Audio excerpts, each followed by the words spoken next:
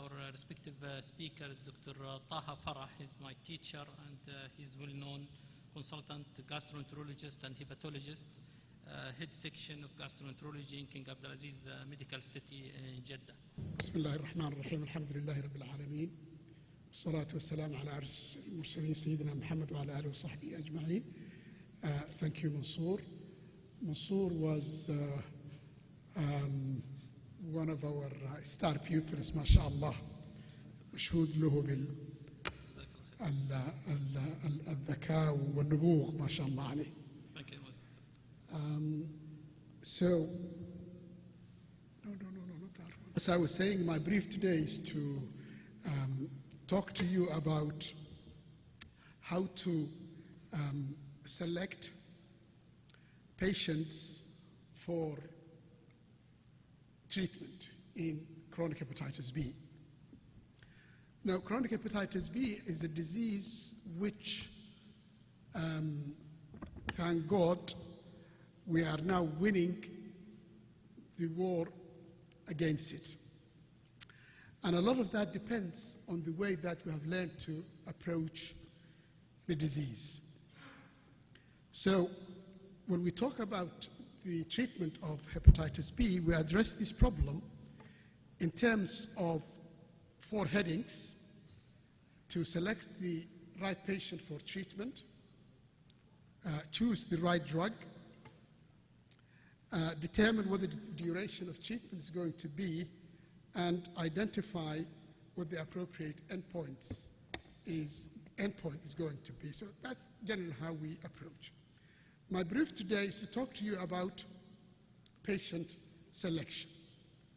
Now, this is an interesting and a difficult subject, and we will not be able to do it justice in 20 minutes, so I will just concentrate on certain aspects of this problem. Now, before we go into the main topic, please forgive me, I do not want to insult the intelligence of anyone. I'm sure that this slide it says basic investigation, and it's basic, and it's undergraduate. But the reason I put it up is because when we see patients in our clinic who are being referred for hepatitis B, we generally find that all these investigations, the surface antigen, the anti-hepatitis B antibody, the E antigen, the E antibody, everything has been done for the patient with chronic hepatitis B. Now, clearly, this is completely uncalled for and unnecessary and wasteful. To the extent that some months ago, I went to our laboratory and I asked them to stop doing these tests. So when we have a patient who is presenting with hepatitis B surface antigen, chronic hepatitis B surface antigen, basically we need to confirm the surface antigen is positive and the E antigen. If you want to be strict, that's all you need to do. There is no point in doing anti-hepatitis B surface antibody in a patient who is already surface antigen. It is rare, it's called concurrence, and it doesn't add anything to what you are doing, but usually, in fact, you rarely find the two together. Core antigen is not a problem because we don't find it in the blood or the serum. Anti-hepatitis B core in a patient who's got antibody, in a patient who's got chronic hepatitis B, is a complete and total waste of time. 98% minimum will have an IgG positive with the surface antigen. So really there's no point in doing it, and it doesn't do you any good whatsoever. E antigen is important, yes, and if you want to complete, you can do the E antibody to make sure that there is a seroconversion just to rather the serum loss than the antigen loss. So my message to you is, I'm sure you do not do it, but just to emphasize that. And then you complete the basic investigation by doing the DNA, liver function tests, by which summarize it in the ALT, and the quantitative hepatitis B surface antigen, which is a very important new paradigm, which I will mention briefly. Now, that's the patient with chronic hepatitis B. Now, when do we do the antibodies? When do we do surface antibody and core antibody? We do that when the surface antigen is negative. And here you are looking for three things. You are looking for a patient who has had a resolved hepatitis, who has maybe cirrhosis, and his cirrhosis is due to a previous resolved hepatitis. You will do it also, you will do these two antibody systems if you suspect that the patient has occult hepatitis B. And the last indication for doing the anti-hepatitis B surface antibody, anti-hepatitis B core antibody, is if you suspect that the patient has got a surface antigen mutant, and therefore he cannot form a surface antigen. So the antibodies are strictly done only in the absence of surface antigen, but not with it.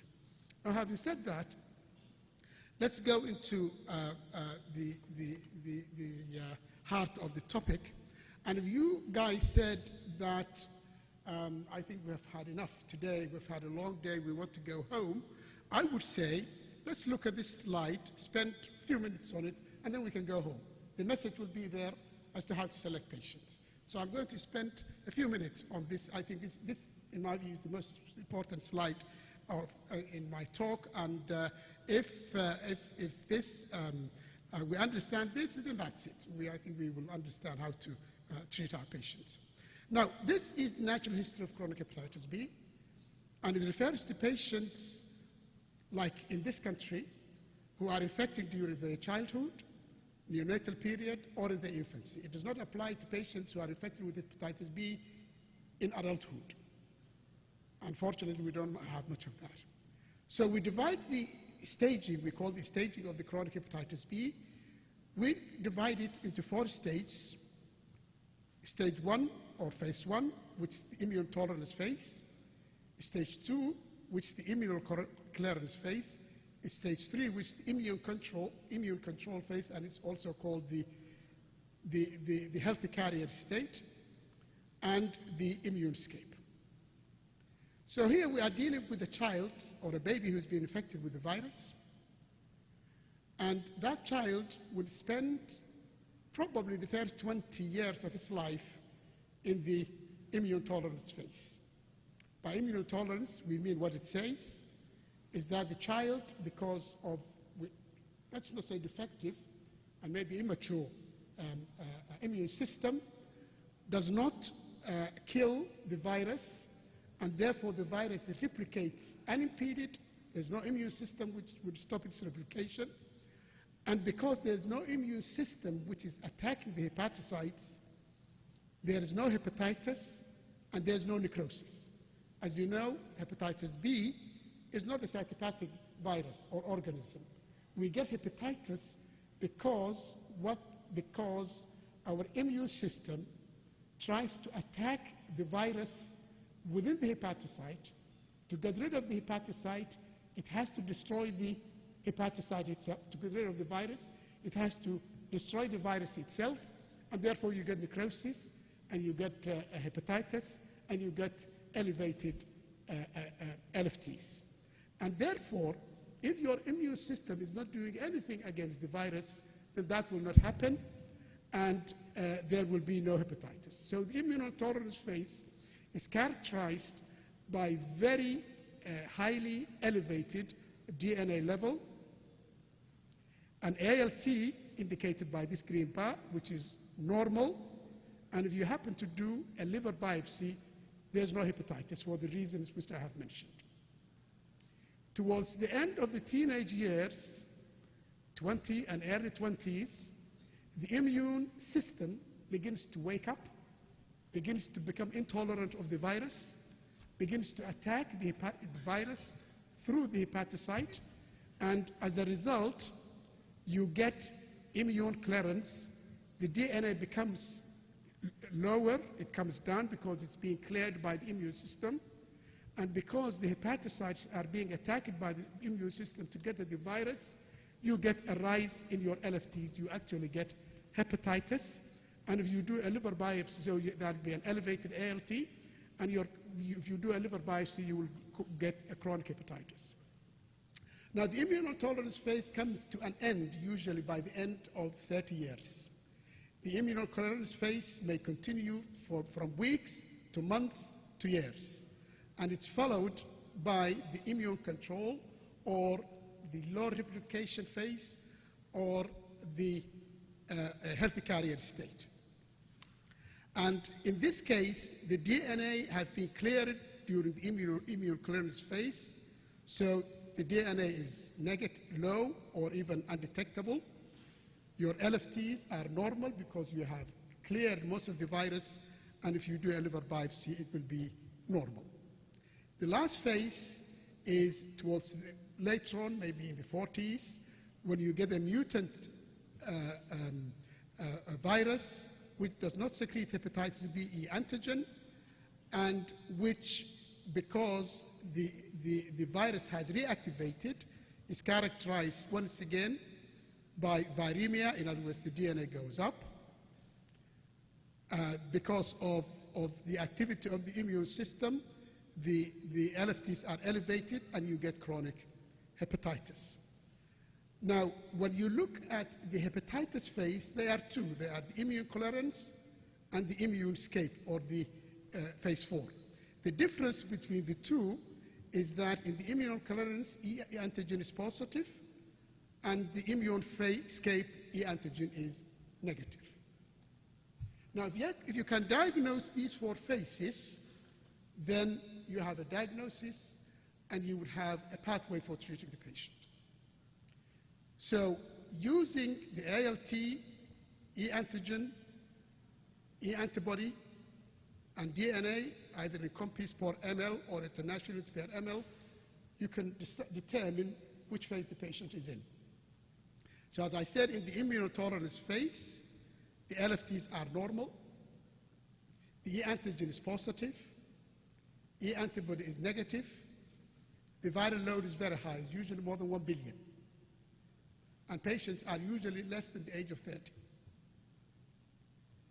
In the inactive carrier phase, the ALT is normal, the patient is in inactive phase, the E antigen is negative, E antibody is positive, and the DNA is less than 2,000 international units. So these two are normal, and there's no hepatitis. When do you get the chronic hepatitis? You get the, meaning inflammation. You get it either in chronic hepatitis B, which is E antigen positive, or chronic hepatitis B, which is E antigen negative. How do we distinguish between the two? E antigen positive, he is E antigen positive in the patient. The ALT is elevated. The E antigen is positive, as we said. E antibody is negative. And the viral load is pretty high. It's usually more than 10 million international units. This is copies per ml, and we are now using the international units. The hepatitis B, E antigen negative chronic hepatitis B, is like the E antigen positive. The LFTs are elevated, but the E antigen is negative. The E antibody is positive, and the viral load is usually more than 2,000 or more than 20,000. Now, to me, when you are managing patients with chronic hepatitis B, that is the basic slide which you need to remember in order to stage the disease. Why is that important? Well, it's important for this reason. We said that we have an immunotolerant phase, an inactive carrier state, and a chronic hepatitis which is E antigen positive or negative. So who do we treat? Well, clearly we don't treat the immunotolerant, we don't treat the inactive carrier state, we treat the chronic hepatitis. It doesn't matter whether it is the patient is E antigen positive or negative. There's no reason to distinguish between E antigen positive or negative when you are treating chronic hepatitis B.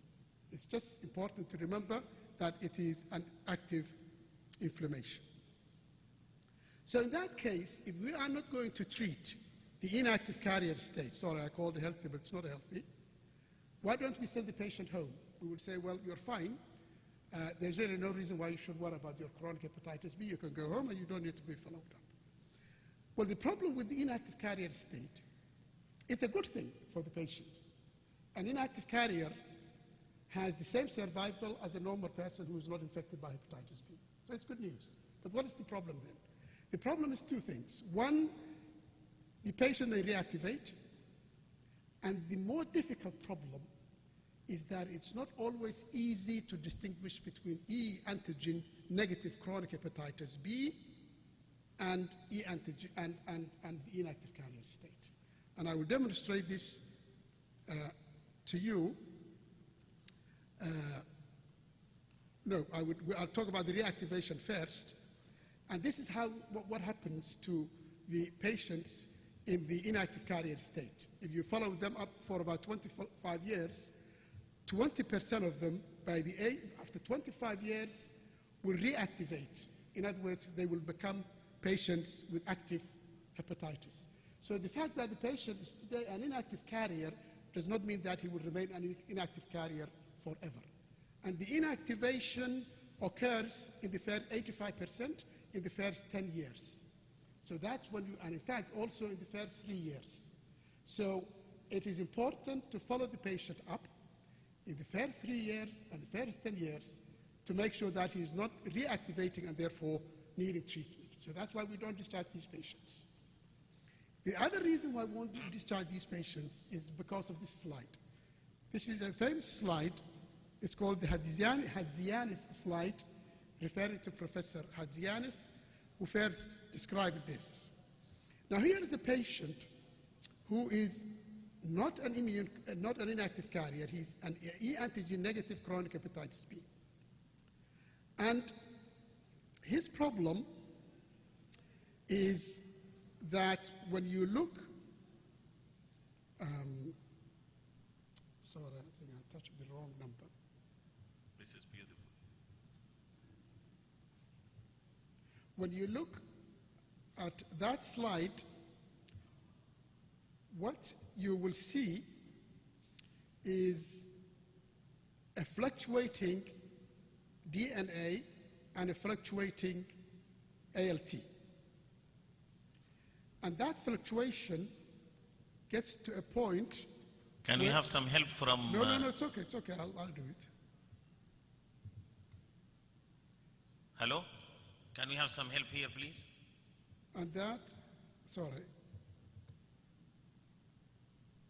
Someone should stay near.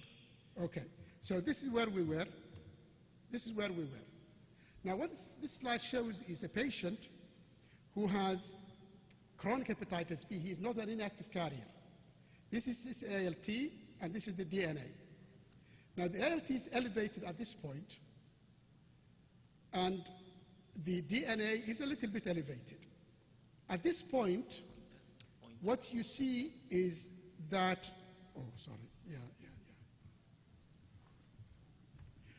What you see at this point is that the ALT has become normal, and the DNA has also become normal. So if you see the patient at this point, what you will see is a patient with a normal ALT and an undetectable DNA. Now, according to the chart we saw before, what does that mean? That means that the patient is an inactive carrier.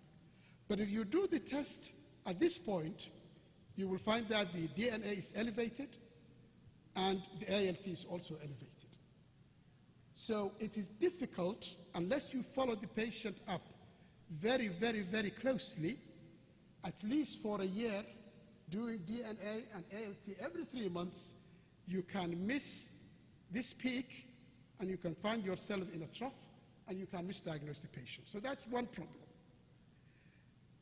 The second problem is, as we have mentioned, the risk of reactivation.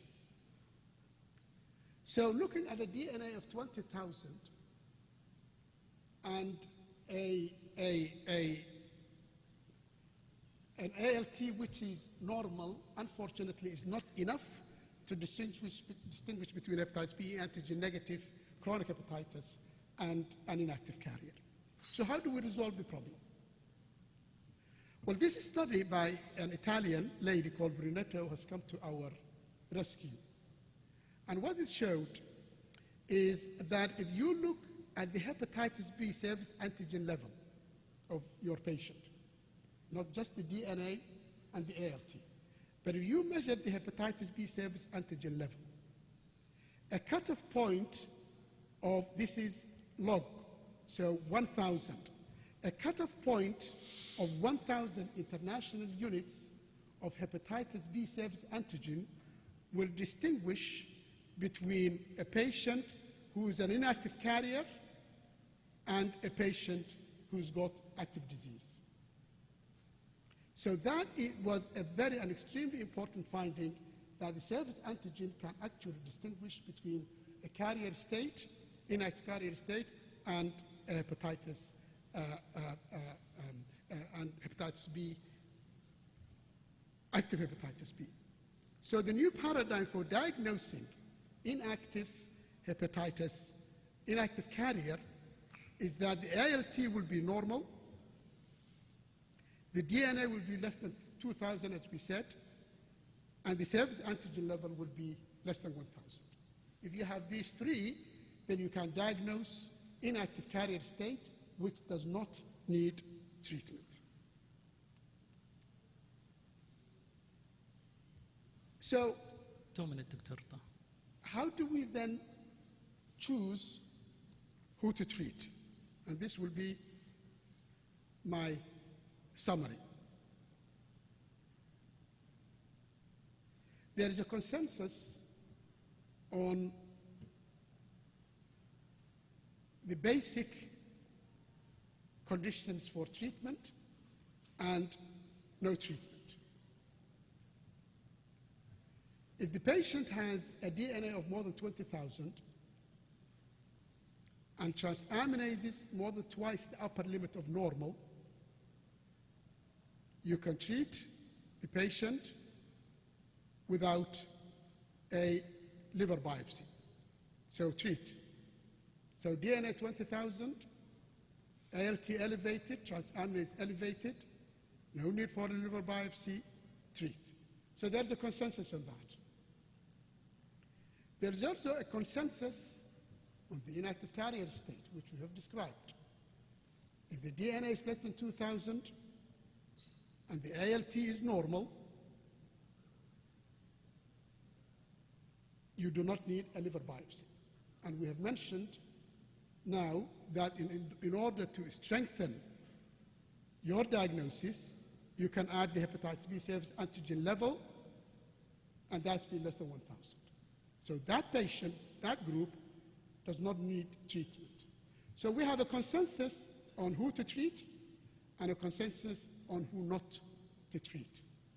Our problem is with this group, intermediate group in the middle. What do we do with patients who have a DNA of 2,000 to 20,000? Well, we look at the ALT.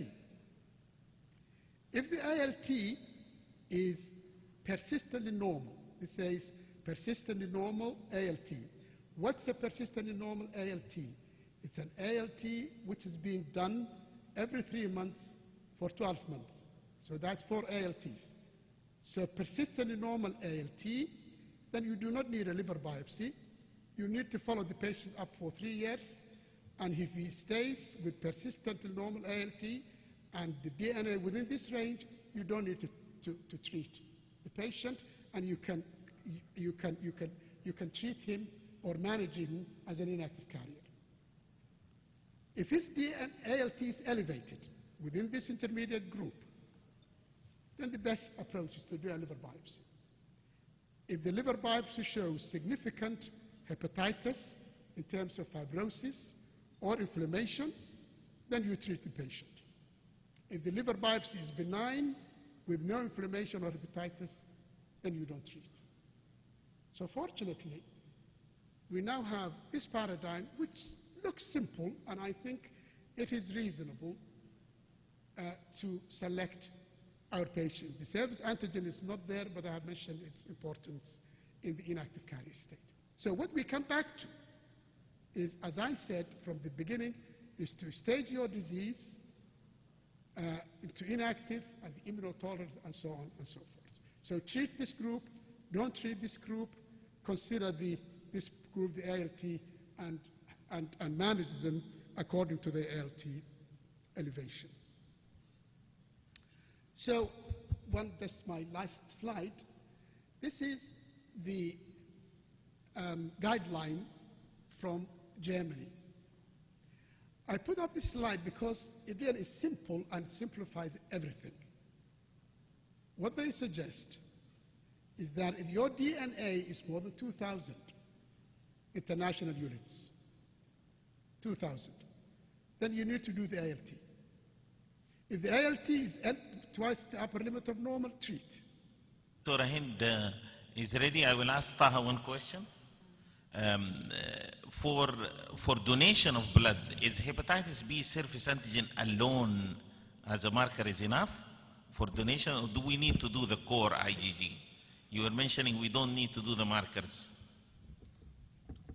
Well, that's a good question, but that's a specific situation. It's not the clinic. I was just talking to the patient that we see in the clinic. Certainly, if you are going to donate blood, then we have to look at the markers, the core antibody and the surface antibody. And the reason why we do that is to ensure that we are not dealing with an occult hepatitis B. In fact, or mutant. Exactly. People now go further than that. They do what's called the NAT, which is nucleic acid testing. And that's the only way you can ensure that the patient does not have an active virus in the blood. Okay, Hind.